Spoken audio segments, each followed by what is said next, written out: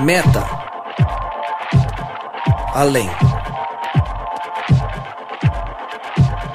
Noia, mente. Metanoia.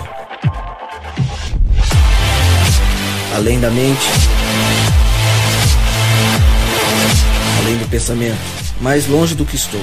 Muito mais do que sou. Novas ideias. Novas convicções.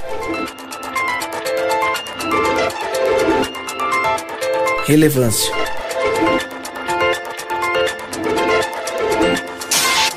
Plenitude. A busca pelo ideal.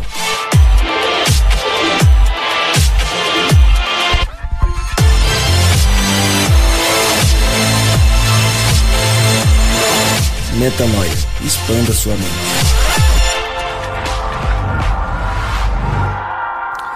Já era quase meio-dia, e trevas cobriram toda a terra até as 3 horas da tarde. O sol deixara de brilhar, e o véu do santuário rasgou-se ao meio.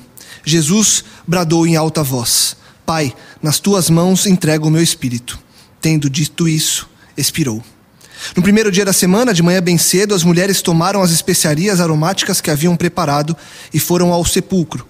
Encontraram removida a pedra, mas, quando entraram, não encontraram o corpo do Senhor Jesus. Enquanto falavam sobre isso, o próprio Jesus apresentou-se a eles e lhes disse: Paz seja com vocês. Eles ficaram assustados e com medo, pensando que estavam vendo um espírito. Ele lhes disse: Por que vocês estão perturbados? E por que se levantam dúvidas em seus corações? Vejam as minhas mãos e os meus pés. Sou eu mesmo. Toquem-me e vejam, um espírito não tem carne nem ossos, como vocês estão vendo que eu tenho.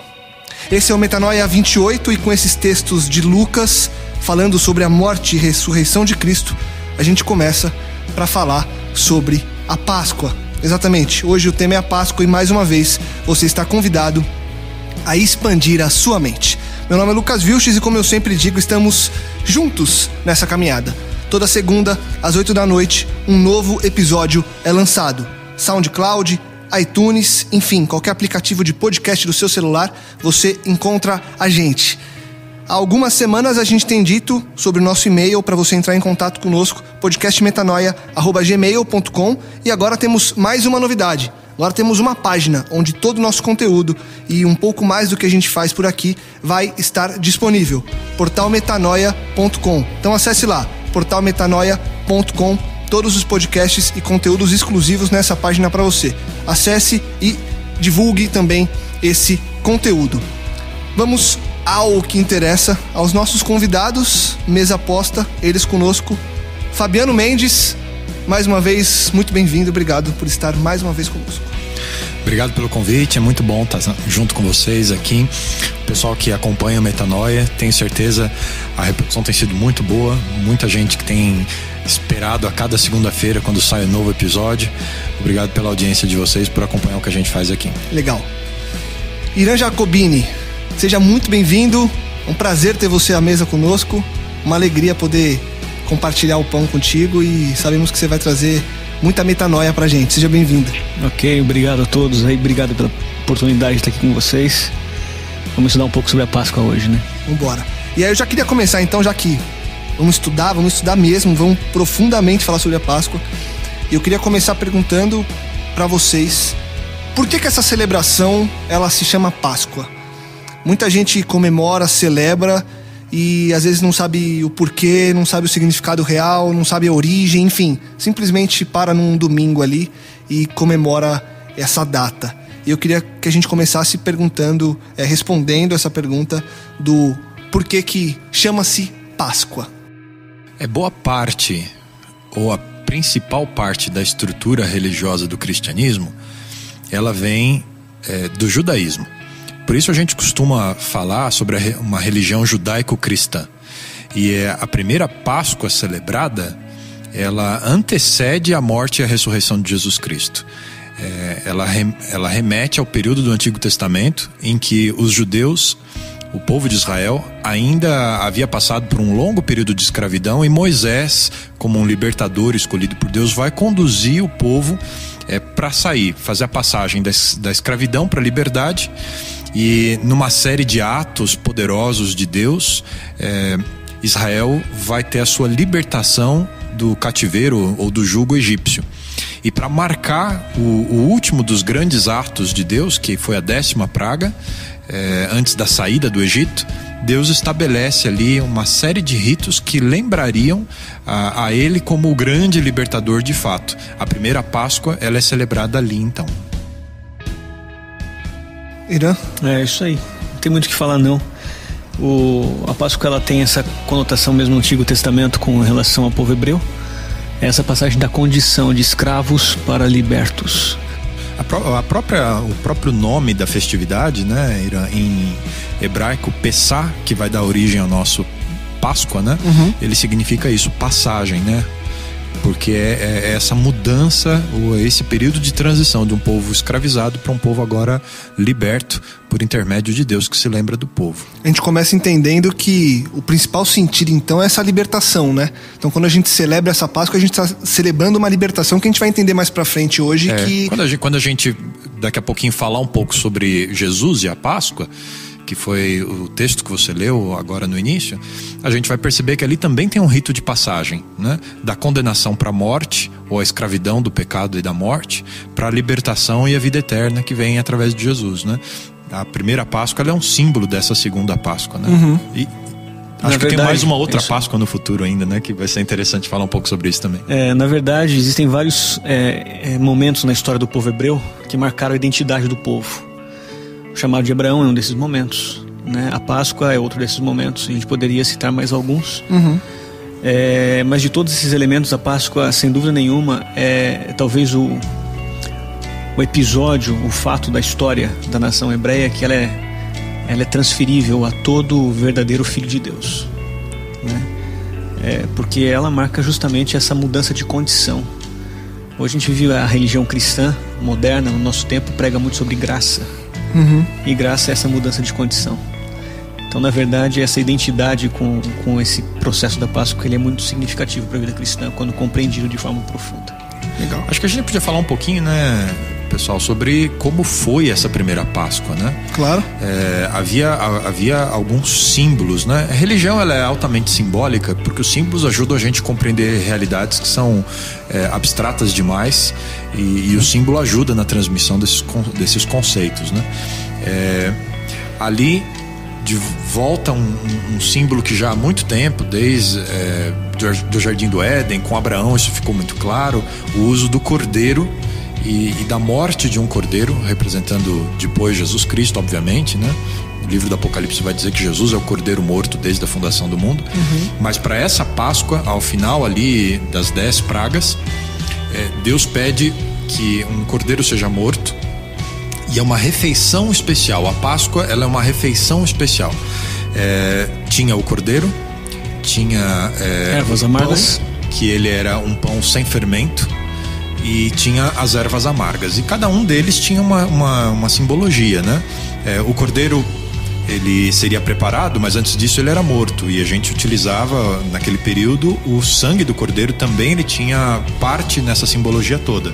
Ele era colocado nos umbrais das portas das casas, nas entradas, para identificar aqueles que acreditavam que Javé, Jeová, Deus, estava conduzindo o povo de fato através da liderança de Moisés para a saída, né, para a terra prometida. E inclusive alguns egípcios creram nisso por causa dos primeiros 9 atos de Deus divinos, né? E também colocaram sangue e participaram dessa Páscoa junto com os judeus e saíram do Egito junto com o povo de Israel. O sangue simboliza essa dependência da morte de alguém, da substituição da morte. Vai lembrar Jesus Cristo, a morte de Jesus Cristo.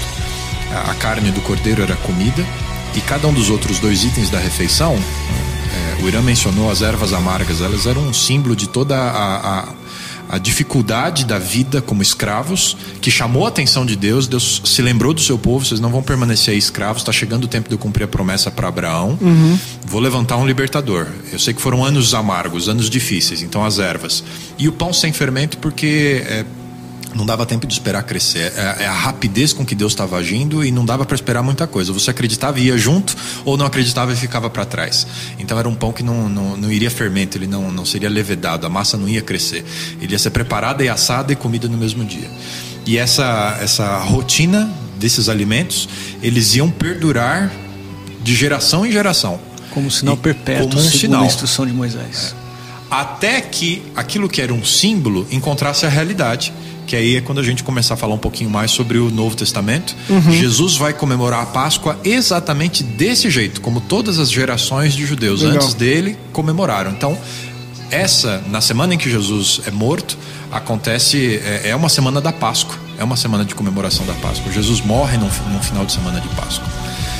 Na verdade, existe uma série de eventos relacionados à Páscoa, né? Se a gente falando dessa primeira Páscoa inicial, tem então aí um período de alguns dias que antecede a Páscoa, segundo a determinação de Moisés. Era uma semana inteira de comemorações, né? Uma semana posterior de comemoração e assim, o início marcado pelo dia 10 do mês, onde eles deveriam separar um cordeirinho, cevar o cordeirinho em casa, né? Para depois então matarem o cordeirinho e comemorarem a Páscoa. Essa carne deveria ser assada, preparada com esses outros 3 alimentos aí, que é o pão e as ervas, né? Não devia ser sobrado, ter nenhuma sobra, nenhuma né? sobra. Se houver sobra, então, se a família era pequena, juntavam duas famílias. Legal. E na sequência ainda, eles deveriam permanecer por 10 dias ainda comemorando essa libertação.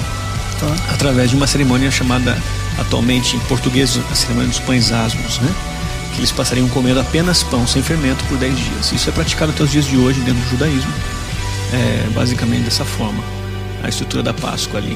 Legal. No início da história deles. A gente entende então essa série de símbolos que vão apontar para algo maior, que a gente vai falar daqui a pouco. Então você que está escutando a gente, calma, a gente já vai falar de Cristo, vamos falar do que a gente tem feito hoje, do que a gente tem celebrado mais na prática hoje em dia.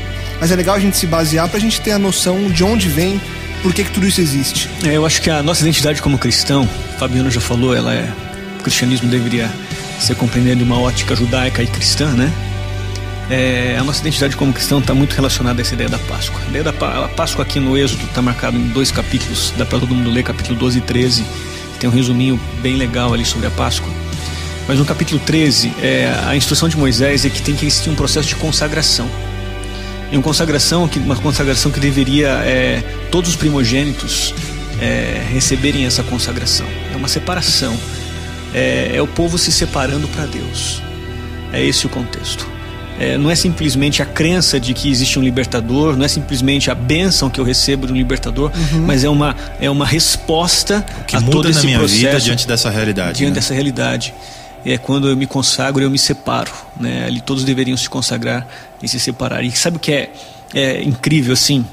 Eu já estou chutando lá pra frente o assunto, não sei. Qualquer coisa a gente vai indo, mas depois a gente volta se precisar, vamos embora. O que eu acho incrível é que no próprio capítulo 13 existe uma referência, assim, que é essa consagração, né? Que os primogênitos ou as pessoas deveriam fazer em suas vidas, através desse processo da Páscoa, deveria ser um sinal perpétuo. Então é mudança de vida numa perspectiva de permanecer nessa nova condição. Isso tem tudo a ver com essa ideia de passagem. Eu estava sendo escravo e agora eu sou livre, deveria permanecer livre. Não vem ao caso agora, mas o povo hebreu, por ignorar a Deus, né? A gente conhece a história dele no futuro, eles perdem essa condição de liberdade. Mas enfim, essa decisão por consagração, Moisés fala que isso deveria ser um sinal na mão e um símbolo na testa, para que nunca se esquecessem disso. É muito importante isso, né? Como é que nós cristãos nos relacionamos com essas cerimônias que vêm de uma tradição tão antiga, bíblica, mas tão antiga. Jesus ele vai dar um novo simbolismo à Páscoa e muda um pouquinho a forma como os judeus vinham observando a Páscoa e como os cristãos deveriam observar a Páscoa, né? Quem de repente está aí acompanhando a nossa discussão, mas se tudo isso está ligado a uma tradição judaica, nós como cristãos celebramos a Páscoa. Eu já vi discussões, né? Padres e pastores, cada um tem a sua opinião, um diz que sim, outro diz que não. De fato, o que deveríamos ver? Acho que o melhor caminho é a gente ir até o texto bíblico e perceber como Jesus utiliza esse simbolismo que foi idealizado pelo próprio Deus e as modificações que ele faz, por que ele faz essas modificações. Quando a gente vai para o Evangelho de Mateus capítulo 26, é o capítulo em que inicia a paixão de Cristo. Ele vai estar reunido com os discípulos para celebrar a Páscoa, e depois da celebração da Páscoa, a ceia de Páscoa, é um jantar, é que eles vão ter aquele momento de retiro em que ele vai para o Monte das Oliveiras, onde ele vai ser preso, traído por Judas, e daí segue sua condenação e a execução no dia seguinte, uma sexta-feira. Quando a gente lê no texto, a gente vê essa preocupação em relação à Páscoa. O verso 19 de Mateus 26, os discípulos fizeram como Jesus lhes ordenara e prepararam a Páscoa. E chegada a tarde, o horário do jantar, assentou-se à mesa com os 12. E comendo eles, Jesus antecipa aí a questão da traição de Judas, e ele vai terminar o relato da Páscoa falando sobre 2 elementos da cerimônia do jantar que eles vão ficar agora marcados na história da igreja cristã. Verso 26: e quando comiam, Jesus tomou o pão, que era, lembra, o pão ázimo, né? O pão sem fermento, que tinha um simbolismo na primeira Páscoa. Jesus toma o pão, abençoa-o, o parte, dá aos discípulos e diz: tomai, comei, isto é o meu corpo. E tomando o cálice, dando graças, deu-lhe dizendo: bebei dele todos, porque isto é o meu sangue, o sangue do Novo Testamento, que é derramado por muitos para a remissão dos pecados. E digo-vos que dessa hora em diante não beberei deste fruto da vide até aquele dia em que beba novo com vocês no reino de meu Pai. Cantaram um hino e saíram para o Monte das Oliveiras.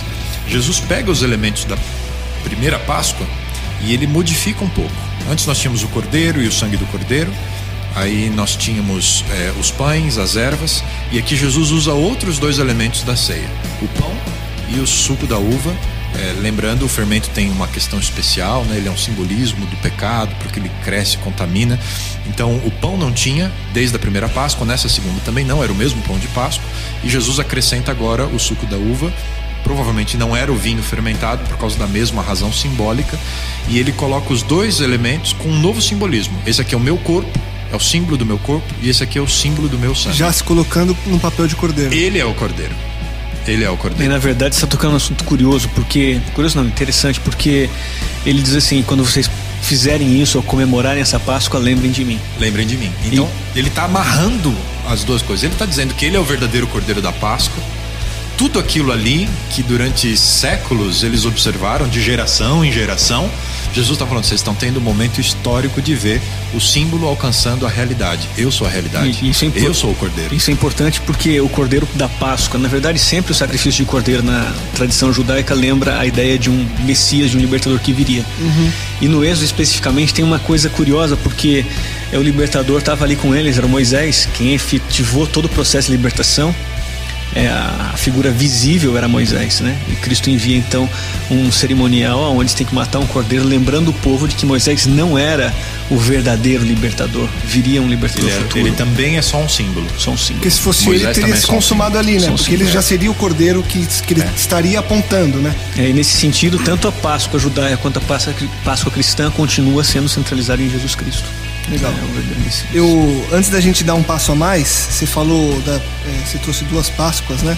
A gente conversou antes de começar a gravar que a gente ia trazer à tona 2 pontos mais teóricos, talvez, do que também está na Páscoa envolvida. E a gente falou de comentar aqui sobre a diferença entre a Páscoa judaica, cristã, e a Páscoa católica. Porque hoje há diferenças entre o que se baseia e o que se celebra. Eu queria que a gente falasse, porque é interessante, porque a gente não sabe quem está ouvindo a gente nesse momento. Vai ter gente que compartilha da mesma fé que a gente, mas vai ter uma série de pessoas que talvez não entendam muito, porque onde elas vivem, com as pessoas com quem ela convive, a Páscoa ela é tida de uma forma diferente. E é legal as pessoas saberem que há essa diferença. Qual é essa diferença?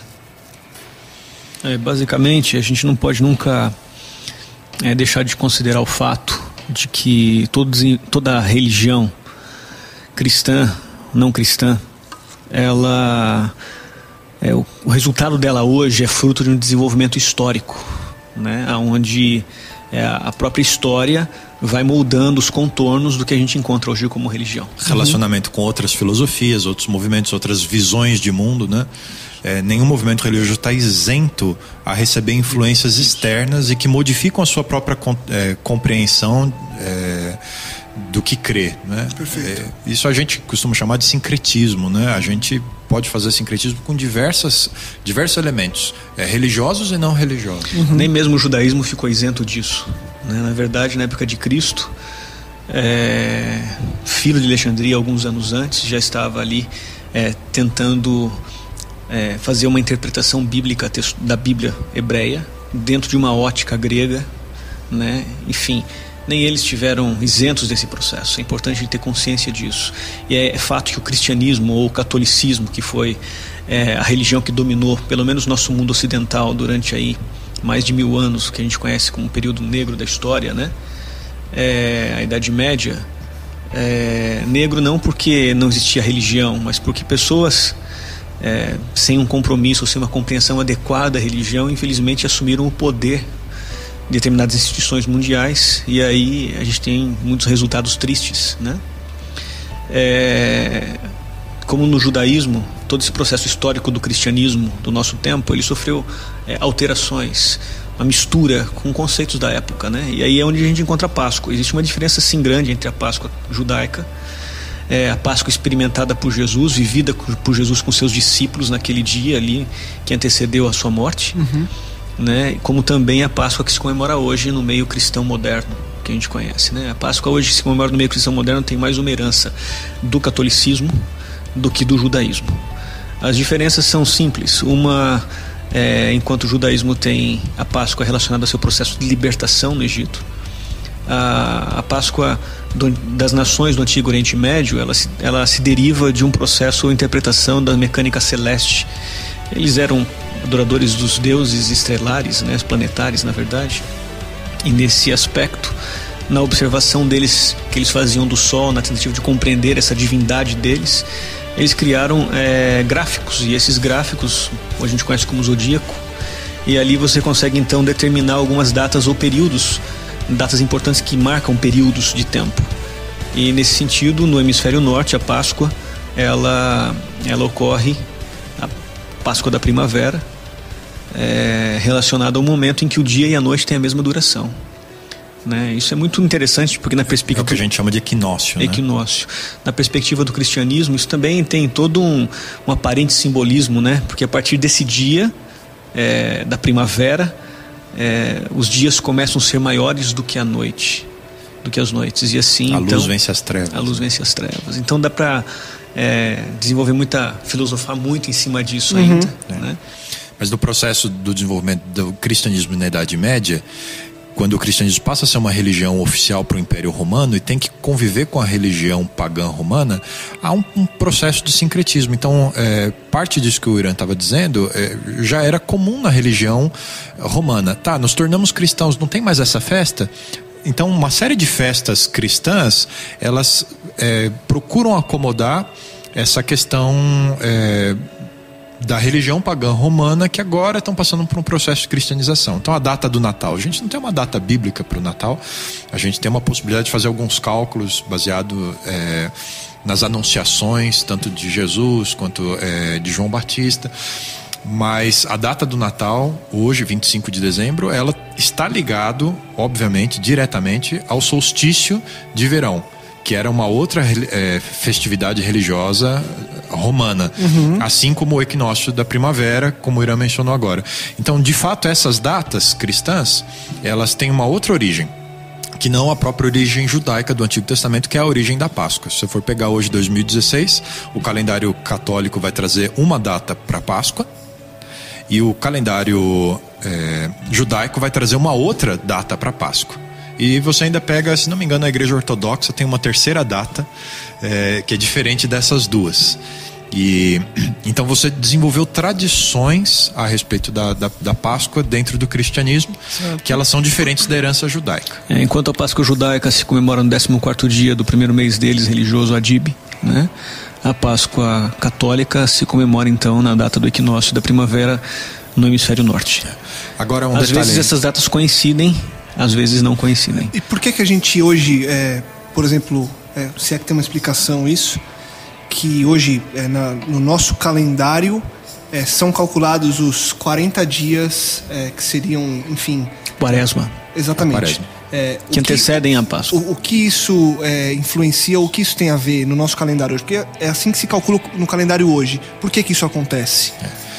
É uma tradição também, tá, mas em parte aquilo que o Irã havia mencionado, aliado à Páscoa judaica, você tinha esse período de consagração. A Quaresma não é nada mais, nada menos do que isso. É um período de consagração.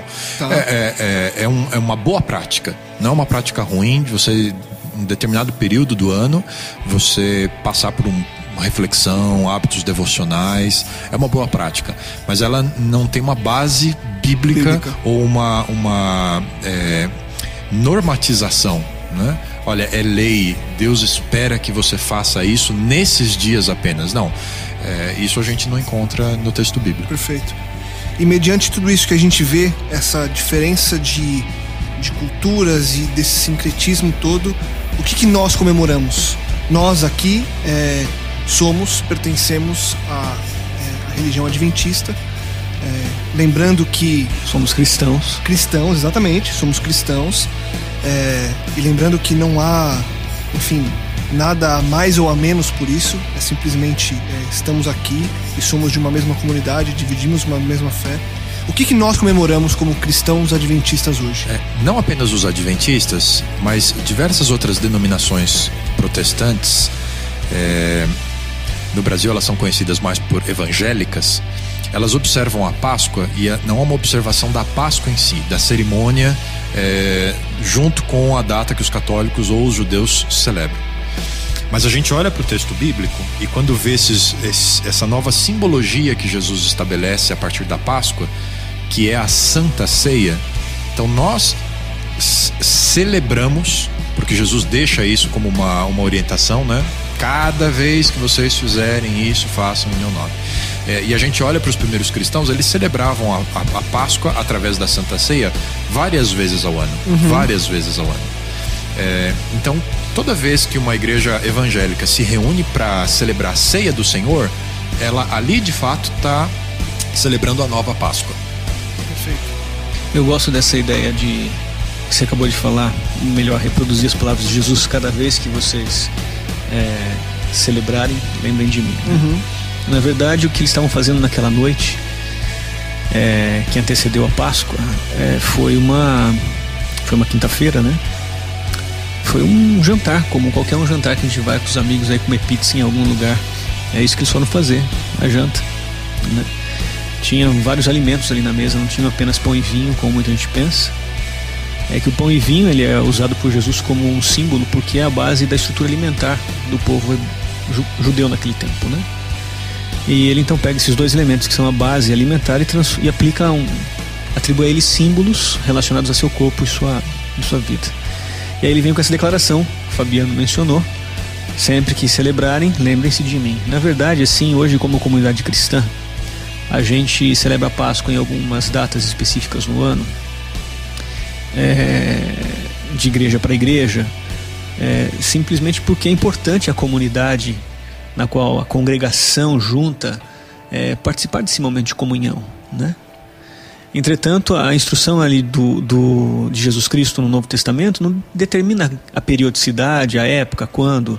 Apenas ele diz: quando vocês ceiarem, lembre-se de mim. Na verdade, eu gosto de ver, e aí uma coisa um pouquinho até particular, eu gosto de ver isso como um cerimonial diário. Toda vez que você senta para comer, está ali a base da estrutura alimentar, que era o pão e o vinho, na mesa do judeu daquele tempo. Ele sentava para comer e os primeiros discípulos, eu imagino que em cada refeição eles deveriam lembrar do significado disso, né? E se isso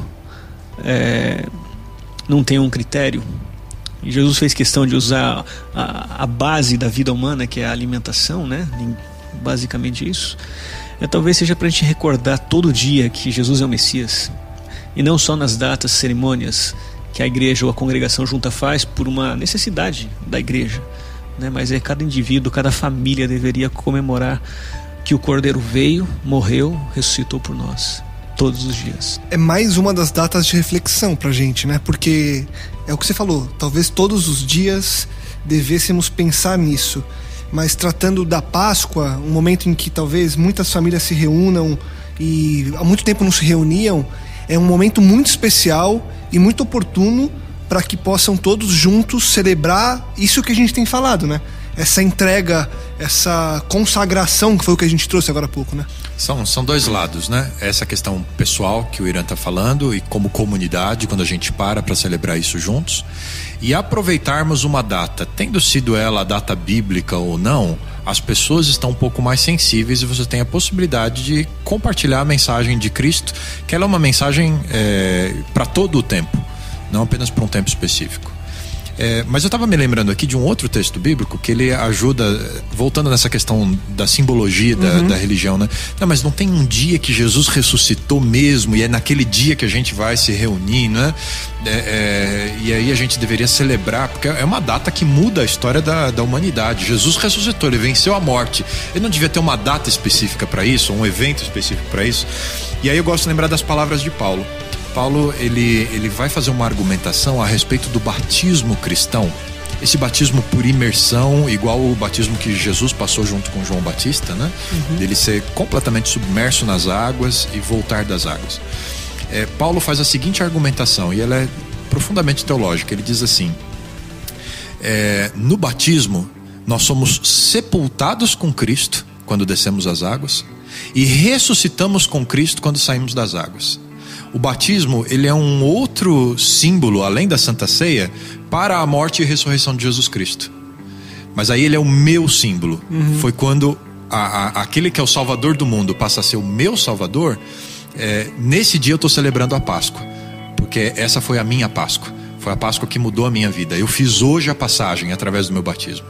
Eu passei da morte para a vida em Cristo Jesus. Então, mais do que a data em si, mas a decisão atrás do simbolismo é o que Jesus deixa para nós como cristãos. Sim. Então o batismo, ele se torna um dos grandes símbolos da Páscoa, da morte e ressurreição de Jesus Cristo para o cristianismo.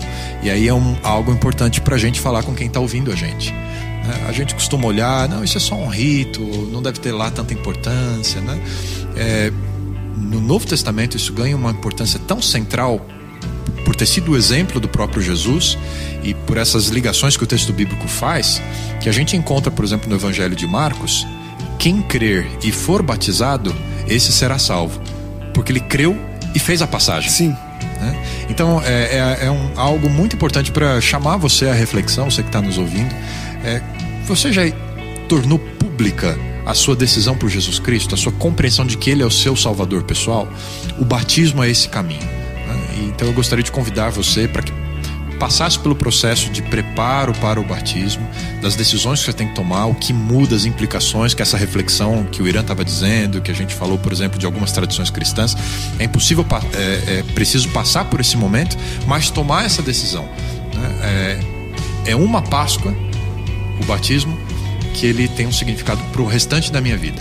E aí quando eu participo da Santa Ceia, desses momentos de celebração, voltando a falar do símbolo, eu estou relembrando ali na Santa Ceia o meu batismo. Tanto que a ceia, no texto bíblico, a gente encontra ela associada a um outro rito, que é o lava-pés, que também envolve água, né? A gente encontra aquele momento que Pedro não quer que Jesus lave os pés. Sim. E aí Jesus fala: olha, se eu não te lavar os pés, você não tem parte comigo. Aí Pedro fala: então me lava tudo, né?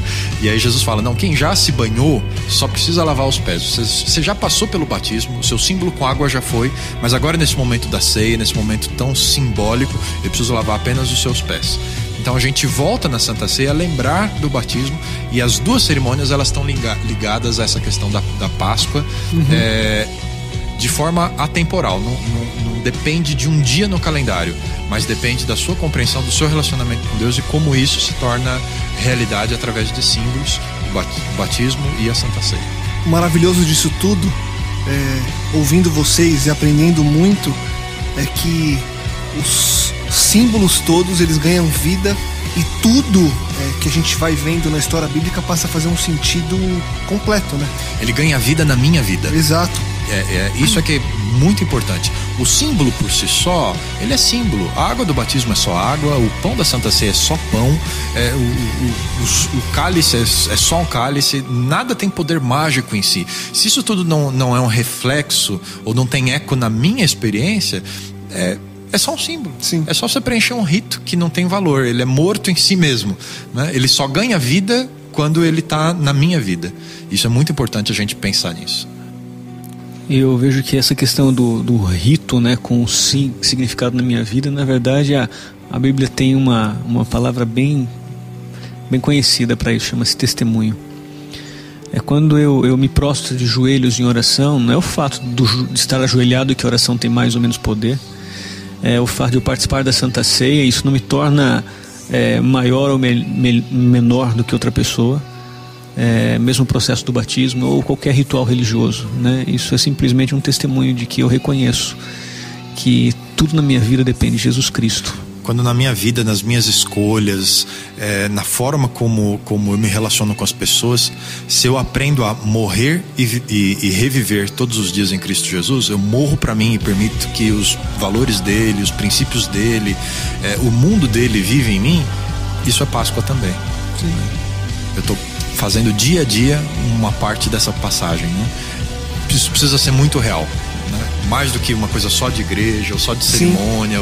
Ela precisa fazer parte da minha nova percepção do que é a vida. Paulo encontrou isso e aí ele disse: não vivo mais eu morri, quem vive agora em mim é Cristo. Então esse tem que ser o alvo, né, de toda essa reflexão que a gente está fazendo sobre o Páscoa.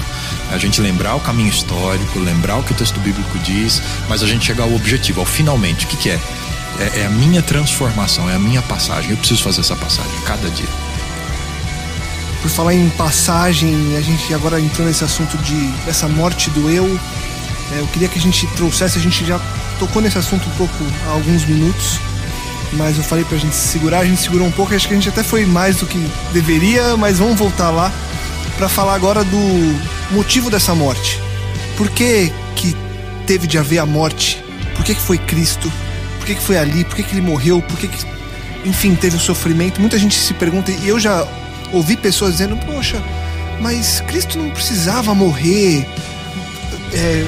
Aspas para as pessoas de quem eu já ouvi isso. Poxa, mas daria para ser de outra forma. Por que a morte? Por que daquele jeito? Por que aquilo? Por que?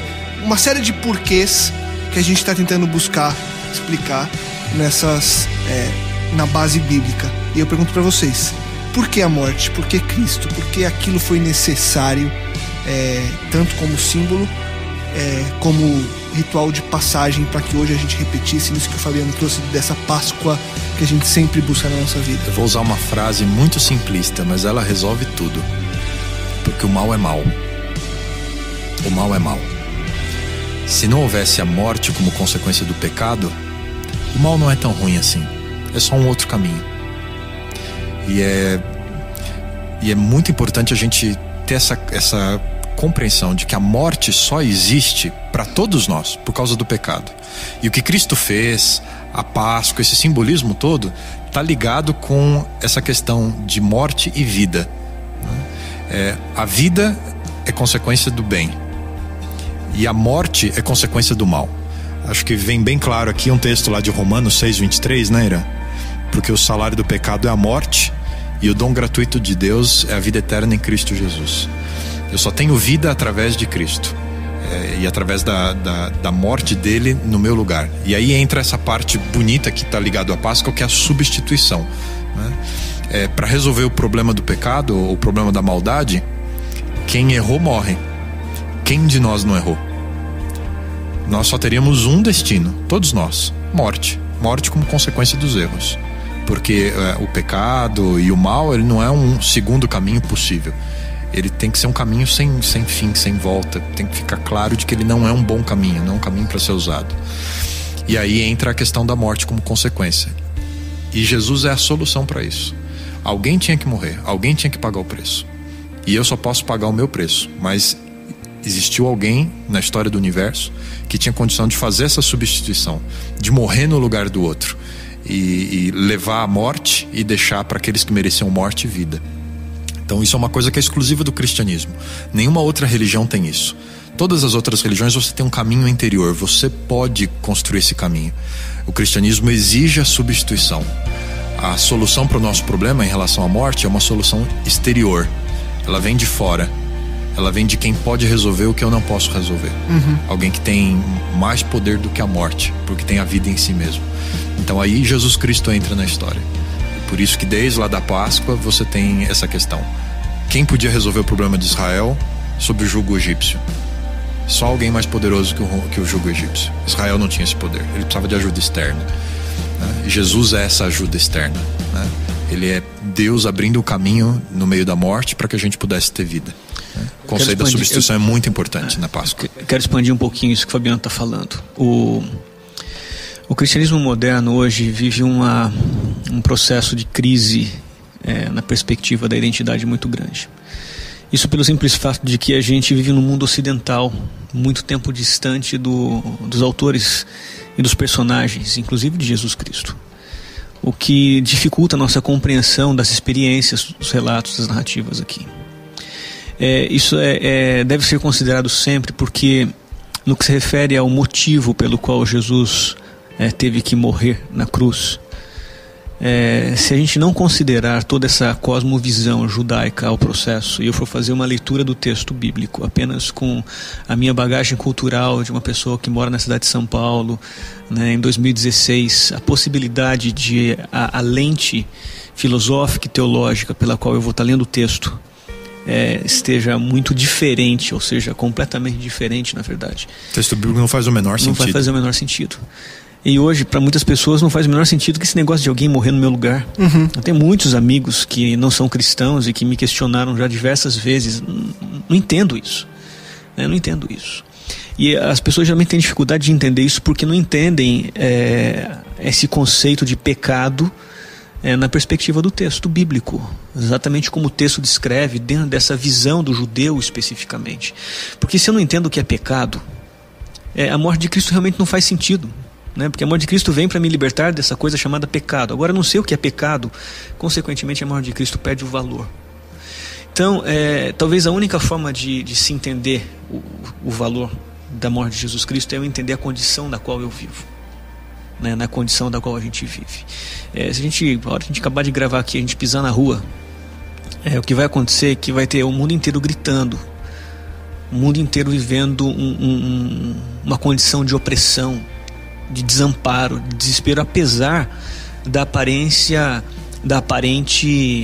tranquilidade que a gente pode encontrar na nossa vida, Muitos têm casa, muitos saem do trabalho, vão para casa, muitos têm família. Não importa o quanto se ganha, se está trabalhando agora, se não está, mas de alguma forma você tem algum porto seguro sempre. Em algum lugar você encontra um porto seguro, isso te dá uma certa condição de tranquilidade.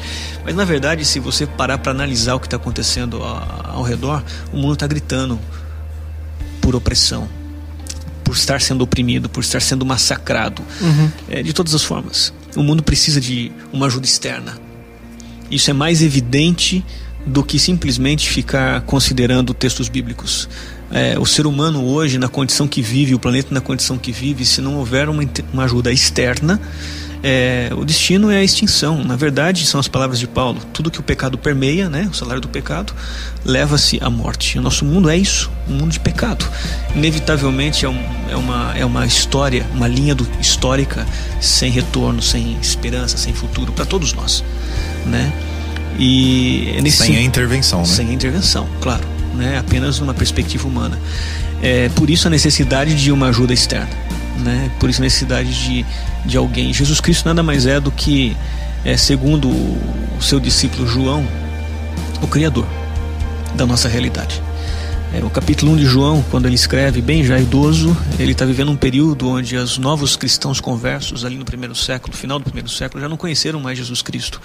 Gente vindo de muitos cantos da terra, conheciam Jesus Cristo como a gente conhece, de ouvir dizer, mas não tinham vivido com Ele. Ali estavam agora novas ideias e conceitos sobre Jesus aparecendo no berço do cristianismo. E João, o último dos discípulos, escreve então o seu livro, e ali ele começa já tentando dar um fim a um problema quando ele descreve que Jesus Cristo é a vida, a luz dos homens. Ele é o Criador de todas as coisas. Jesus é essa ajuda externa. E agora, como Ele é superior a gente, né? Da mesma forma como foi no Êxodo, Ele faz como Ele quer, do jeito que Ele quer. Ele vem quando Ele quer, Ele age quando Ele quer, né? E Ele resolveu viver um período na terra, resolveu se sacrificar, dar exemplo de alguém que chegou ao ponto de negar-se a si mesmo, esvaziar-se por completo e negar-se a si mesmo. E é por isso que Ele diz aos seus discípulos, né, que a gente precisa também se esvaziar. É o exemplo dele que tem que ser o nosso exemplo. E enfim, esse é o processo do Evangelho, a ideia de viver um reino de Deus onde todos são iguais e ninguém é diferente. Um outro problema da nossa sociedade e do cristianismo hoje é uma abordagem utilitarista. Esse negócio de morte, isso não resolve o meu dia a dia. Eu quero uma religião ou um relacionamento com Deus que, com bons valores morais, eu possa fazer escolhas e tornar o mundo um lugar melhor. Sim. Vamos ser prático, vamos ser objetivo. O que de imediato eu posso ter de benefício da religião? O mesmo Paulo, que traz toda essa argumentação sobre a morte, a ressurreição de Cristo, Páscoa, batismo, ceia, tudo isso, ele chega à seguinte conclusão, ou a um sumário do que é a religião cristã. Nós somos uma religião do futuro, uma religião da promessa, uma religião da esperança.